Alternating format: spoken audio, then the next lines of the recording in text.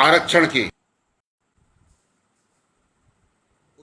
राज्य के कुशल खिलाड़ियों को उत्तराखंड के अंदर जो सरकारी सेवाएं हैं उसमें 4% आरक्षण मिलने का जो रास्ता है वह साफ हो गया है। आपको अवगत करा दें कि राजभवन की मंजूरी मिलने के बाद अब इसका शासनादेश भी जारी कर दिया गया है। खेल मंत्री रेखा आर्या ने इसके लिए मुख्यमंत्री पुष्कर सिंह धामी का जो है आभार भी व्यक्त किया है।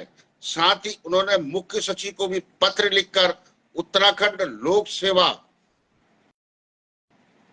कुशल खिलाड़ियों के लिए 36 आरक्षण विधेयक के प्रावधानों के अनुसार खेल कोटा का निर्धारण करते हुए विभिन्न विभागों में रिक्त पदों के सापेक्ष अभियाचन तैयार कराकर संबंधित आयोग को प्रेषित करने को कहा है। मार्च माह में राजभवन में भी इसकी मंजूरी मिल गई। उत्तराखंड सरकार ने विधानसभा के बजट सत्र के दौरान कुशल खिलाड़ियों को सरकारी सेवाओं में आरक्षण देने संबंधी विधेयक मंजूर प्रदान की थी। इन्होंने एक विधेयक लाए थे जिसको विधानसभा में इसकी मंजूरी मिली थी। इसे मार्च माह में जो है राजभवन में भी मंजूरी मिल गई थी। अब क्योंकि विधानसभा से भी मंजूरी मिल चुकी है, राजभवन से भी मंजूरी मिल चुकी है, अब जो है इसका शासनादेश जो अंतिम चरण का था, शासनादेश भी इसका लागू हो गया। इससे स्पष्ट किया गया है इस शासनादेश में लोक सेवा आयोग लोक सेवाओं के दायरे में सरकारी विभाग, सरकारी समिति, बोर्ड, निगम, सरकार के नियंत्रण वाले कानूनी निकाय, सरकार के नियंत्रण वाले शिक्षण संस्थान और विश्वविद्यालय आएंगे। मतलब इसके अंतर्गत जो है जो 4% खिलाड़ियों को आरक्षण मिला है उसमें इनको आरक्षण प्रदान किया जाएगा। इसमें कुशल खिलाड़ियों को भी प्रवेशित किया गया है।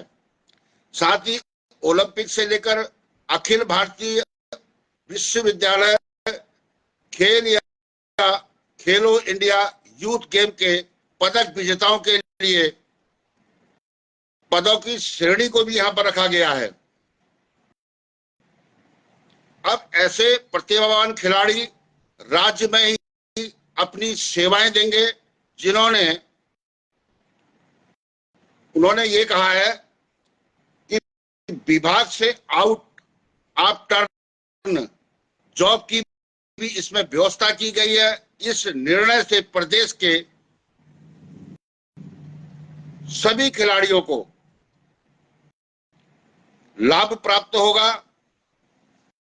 जिन्होंने इसके लिए खिलाड़ियों को उत्तराखंड सरकार ने शुभकामनाएं भी दी हैं। और वहीं दूसरी ओर उत्तराखंड राज्य आंदोलनकारियों के संदर्भ में भी 10% 36 आरक्षण की व्यवस्था की गई थी, लेकिन विधानसभा में मंजूरी मिलने के बाद आज भी राजभवन में 10% आरक्षण का विधेयक लंबित पड़ा हुआ है। 24 साल हो गए उत्तराखंड राज्य को बने हुए। उत्तराखंड राज्य की मूल अवधारणा जिसमें राज्य आंदोलनकारियों ने 42 शहादतें उत्तराखंड राज्य के लिए दी, मुजफ्फरनगर कांड जैसे यहां पर दोहराए गए, लेकिन आज उन परिवारों की स्थिति बीपीएल कार्ड की तरह हो गई है। वो अपने को ठगा हुआ भी महसूस कर रही है। हम नहीं कह रहे, राज्य आंदोलनकारियों की आवाज को मैं इस हिंदुस्तान ग्लोबल टाइम्स के माध्यम से सरकार तक पहुंचाना चाहता हूं कि हम जब एक साथ खिलाड़ियों का और राज्य आंदोलनकारियों का विधेयक राजभवन में जाता है और वही खिलाड़ियों का 4% शासनादेश लागू हो जाता है। और उत्तराखंड की मूल अवधारणा, जिन्होंने उत्तराखंड राज्य के लिए एक संघर्ष किया, लंबे समय तक उत्तराखंड के लिए संघर्षरत रहे, वह कहीं ना कहीं से आज अपने को ठगा हुआ भी महसूस कर रहे हैं। इसमें लोगों के अंदर जो राज्य आंदोलनकारी है, असमंजस की स्थिति भी है। कई बार राज्य आंदोलनकारियों ने शहीद स्मारक से मुख्यमंत्री आवास का भी घेराव किया। मैं आपको अवगत करा दूं, 2021 में माननीय मुख्यमंत्री पुष्कर सिंह धामी ने शहीद स्मारक खटीमा से राज्य आंदोलनकारियों के पक्ष में एक के बाद एक घोषणा करी, जिसमें 10% क्षैतिज आरक्षण का भी उल्लेख था। लेकिन विधानसभा में मंजूरी मिलने के बाद आज भी राजभवन में लंबित पड़ा हुआ है। प्रदेश के समस्त राज्य आंदोलनकारियों की तरफ से हिंदुस्तान ग्लोबल टाइम्स में अवतार सिंह बेस्ट, रुद्रपुर, उत्तराखंड।